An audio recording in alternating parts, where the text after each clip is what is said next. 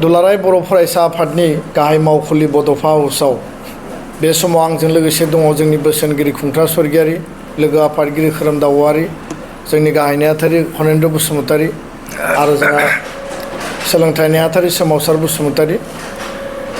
दिनैनि बे खौरांगिरि जि मेल, बे मेलनि गेजेरजों फैबाय थानाय 13, 14, 15, 16 दुलाराय बर' फरायसा आफादनि 57थि बोसोरसालिया जथुम्मानि जि जोंनि हाबाफारिफोर दङ, बे हाबाफारिनि सायाव जोङो गुवारै मिथिहोनो नागिरदों।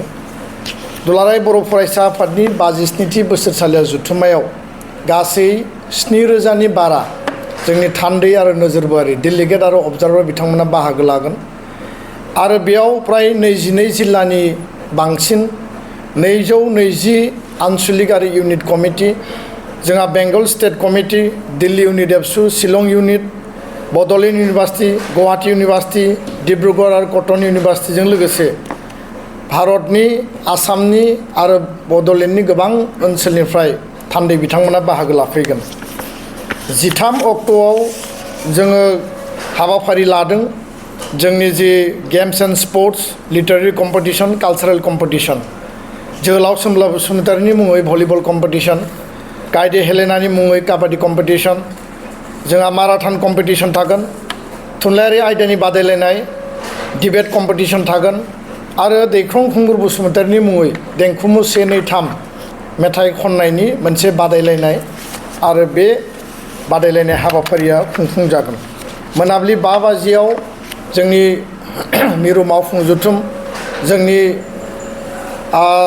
डेलिगेट सिटिं जागोन आरो बेखौ बेखेवगोन दुलाराय बर' फरायसा आफादनि बोसोनगिरि खुंथा स्वर्गियारि आरो बेयाव स्पेसियेल आलासि महरै अरुणाचल प्रदेशनि आगुनि फरायसा आफादनि आगुनि आफादगिरि नीना कादु बिथाङा, जाय नीना कादुआ बड'लेण्ड सोमावसारनायनि समाव बड'फाजों समान समानै जोंखौ मदद होफादोंमोन। मोनाबिलियाव गोजोन आरो खौसेथिनि थाखाय आलारि बाथि फोजोंनाय हाबाफारि दङ। 14 मार्च खालि जोङो हाबाफारि लादों फुंबिलियाव एबसुनि फिरफिला बिरहोनाय, मुंख्लंफोरनो बिबार बावनाय, बड'फानो बिबार बावनाय, गेदेमा सुबुं बिथांमोननो बिबार बावनाय आरो बेयाव थिखानाय आलासिफोरखौ जोङो हाबाफारियाव लाखिनाय जादों। बेनि उनाव जोंहा मान बावनाय आरो बरायनाय हाबाफारि दङ आरो बे हाबाफारियाव बावैसो पद्मश्री बान्था मोननाय डक्टर अनिल बर' सार बिथांखौ जों बरायगोन। साहित्य एकाडेमि बान्था मोनगिरि अरन राजा, भार्जिन जेकबा, उत्तरा बैसुमतियारि आरो सेल्फ मेड बिथांमोनखौ जोङो बरायगोन। APSCनि बर' बिजाथिफ्रा 2024 मायथाइयाव साक्सेसफुल जानो हानाय बिथांमोनखौ जोङो लिंहरदों आरो बिथांमोनखौ जोङो मान बावगोन। 7थि मधुराम बर' बेस्ट टिचार एवार्ड दुलाराय बर' फरायसा आफादजों होजानाय बिनि जुरि बर्डनि गेजेरजों सेलेक्सन खालामजानाय देवबार रामसियारि, बासिराम बसुमतारी बिथांमोनखौ जों बरायगोन। सेन्ट्रेल टेलेन्ट सार्च आनजादनि क्लास 9 आरो 10नि टप 3 6 फरायसा फरायसुलि बर' बिजोंनि बिथांमोनखौ जोङो बे खालि बरायगोन। लोगोसेयैनो जों हाबाफारि लादों मोनसे गुबै हाबाफारि, इडुकेसन आरो youth conclave, empowering youth for vibrant Bodoland and a Viksit Bharat. बेयाव धर्मेन्द्र प्रधान, भारतनि सोलोंथाइ मन्त्रि डक्टर धर्मेन्द्र प्रधान बिथाङा बाहागो लागोन। Bodoland space and science exhibition बेखेवनाय जागोन आरो बेयाव 20टा साइन्स मडेल स्कुल, कलेज, इउनिभार्सिटिनि बेयाव डिसप्ले जागोन, बयबो बिनिखौ नायनो हागोन। इसर' बेंगलुरुनि आरो शिलंनि टीम स्पेस अन हुइल्स बे मोनसे टीम बेयाव बाहागो लागोन। गुवाहाटी प्लेनेटरियामनि टीम बेयाव फैगोन। स्पेसखौ जों नायनो हागोन, टेलिस्कपजों जों नायनो हागोन आरो इसर' आरो प्लेनेटरियामनि फुल टेकनिकेल टीमा बेयाव बाहागो लाफैगोन आरो 20,000 स्टुडेन्टनि गेदारिजों बे इयुथ कनक्लेभखौ जों खुंनो नागिरदों। जोंनि गोबां फरायसा फरायसुलि, जोंनि प्रिन्सिपाल, जोंनि प्रफेसार, जोंनि टिचार्स, स्कुल बिथांमोनखौ जोङो हांख्रायनाय जादों आरो बे हाबाफारियाव बिटिआरनि चिफ प्रमद बर' बिथां, आसामनि सोलोंथाइ मन्त्रि रनज पेगु बिथां आरो सुधीर कुमार एन, फर्मार डाइरेक्टर इसर' CBPO बिथाङा बाहागो लागोन। हायुङारि सोलोंथाइ जि बिथांखि 2020 NEP 2020नि सायाव बिनि गुनगोनां सोलोंथाइ, बर' बिजों मादार टां मिडियाम आरो चेलेन्जेसनि सायाव जों मोनसे सावरायनाय हाबाफारि दङ, जेराव बर' थुनलाइ आफादनि आगुनि आफादगिरि तरेन बर' बिथाङा बाहागो लागोन। आसामनि फरायसा आफादनि चिफ एडभाइजार डक्टर समजल कुमार भट्टाचार्य, डक्टर सुबुं बसुमतारी रेजिस्ट्रार बड'लेण्ड इउनिभार्सिटि बिथांमोना बाहागो लागोन। 15 तारिखआव जोङो मोनसे हाबाफारि लादों। बे हाबाफारिया जाहैबाय एबसुनि बारग' जिल्ला आरो मिरु लेभेलनि जिखिनि दैदेनगिरि दङ बिथांमोनखौ जोङो मान बावगोन, बरायगोन। बड'फा उपेन्द्रनाथ ब्रह्मनि जि गेरेमसा बर' माहारि दानायनि जि सिमां, बिनि सायाव जों गोथौ आरो गुवारै सावरायगोन। जोंनि राव, थुनलाइ, हारिमु, जोंनि सोलोंथाइ, रांखान्थि, जोंनि जि संबिजिदारि आरो राजखान्थियारि जि अधिकारफोरनि सायाव जों गुवार गोथौ सावरायगोन। बेखौ बेखेवगोन उरखावगोरा ब्रह्म मानगोनां मन्त्रि बिथाङा, बिटिआरनि चिफ प्रमद बर' बिथाङा बाहागो लागोन आरो गोबां जोंनि गेदेमा आलासि बारग' दैदेनगिरिफोरा बाहागो लागोन। जोंहा बिजाब बेखेवनाय मोनसे हाबाफारि दङ। बे जथुम्मानि गेजेरजों बे एखे सानावनो दुलाराय बर' फरायसा आफादनि जि जारिमिन आरो बड'लेण्ड सोमावसारनायनि जारिमिन 1967 to 1993 बे बिजाबखौ जों बेखेवगोन। मुगानि साखि, एक्टिभिटि रिपर्ट अफ एबसु इन दा निउज, बड'लेण्ड महोत्सबनि कफि टेबोल बुक आरो समनि बिबुंसार, बे गासैबो बिजाबखौ बेखेवनाय जागोन आरो बयनोबो एभेलेबल मोनहोनायनि थाखाय बेबस्था खालामनाय जागोन। बेलासे जोंहा हाबाफारि दङ understanding peace, harmony, prosperity for community development in BTR and Assam.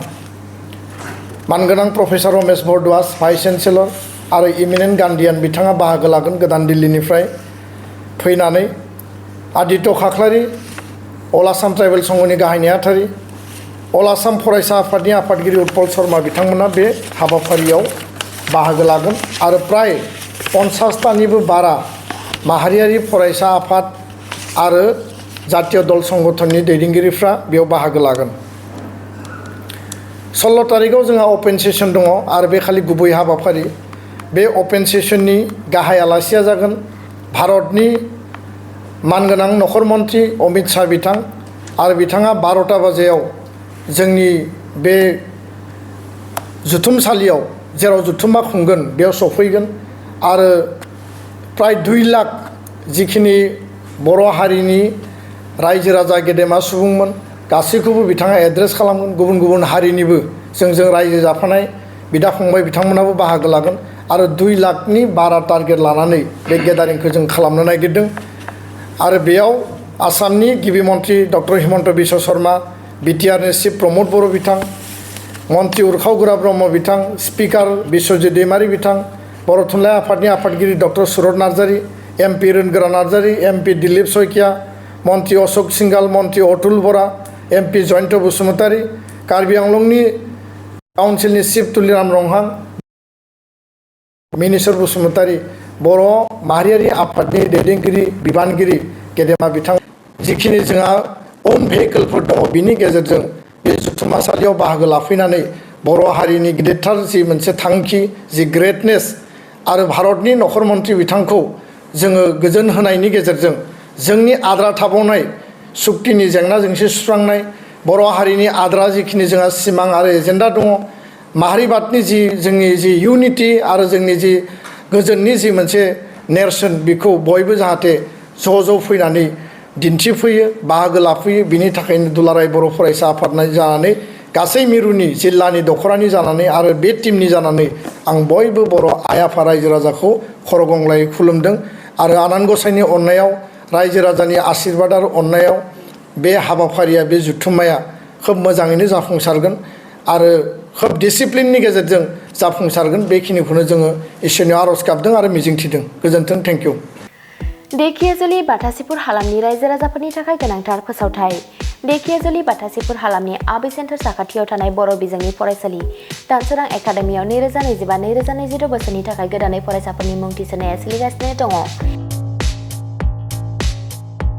बे फरायसालियाव थाखो बिथराइनिफ्राय लानानै थाखो 9सिम मुं थिसननो हागोन।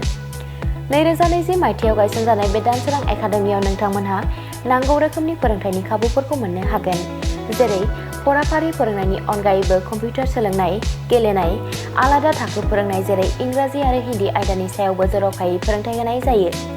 बेनि अनगायैबो हौवासा आरो हिन्जावसाफोरनि थाखाय आलादा हस्टेल थानायनिबो खाबु दङ। बेजों लोगोसेनो फरायनायाव उन जानानै थानाय एबा गोसोआव लाखिनो हायै फरायसाफोरखौ आलादायै फोरोंनायनिबो खाबु होनाय जादों। मख'नो गोनांदि बिथराइ थाखोनि मुं थिसननायखौ बेसेन लायालासे थिसननाय जादों। बेनिखायनो गोसो गुदुं दिथागिरि नोंथांमोनहा गाव गावनि गथ'फोरखौ दानसोरां एकाडेमियाव मुं थिसननो गोसो दङब्ला थिसननो हागोन। दानसोरां एकाडेमियाव मुं थिसननो थाखाय नोंथांमोनहा 9704457550 एबा 88764802118 जानबुं अनजिमायाव फोनांजाब खालामनानै सुलाद लानो हागोन।